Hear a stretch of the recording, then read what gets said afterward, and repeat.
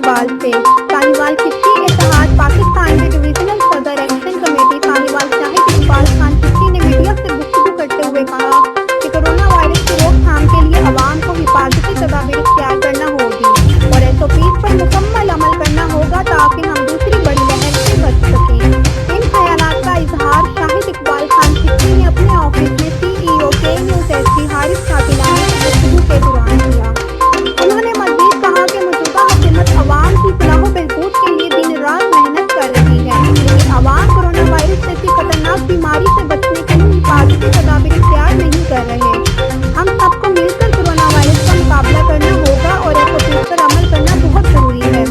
उन्होंने कहा कि आलमी बरादरी इस वक्त जंगी बुनियादों पर कोरोना वायरस जैसी खतरनाक बीमारी का मुकाबला कर रही है, लेकिन पाकिस्तान में अवाम वायरस को रोकने के लिए कोई ठोस इक़दाम नहीं कर रहे हैं।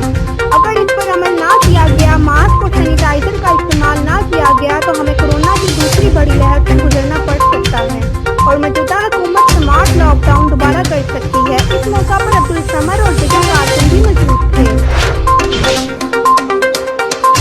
एक और खबर शामिल करते हैं साहिवाल से। साहिवाल से हमारे नुमाइंदा अली हसन कसूरी की रिपोर्ट के मुताबिक गवर्नर पंजाब चौधरी मोहम्मद सरवत निजी दौरे पर साहिवाल पहुंचे और उन्होंने टीकावती, हड़प्पा और कमीर के स्कूलों का दौरा किया और तलबा और साहिवाल में जर्सियां, ट्रैक्टर जैकेट वगैरह तकसीम की।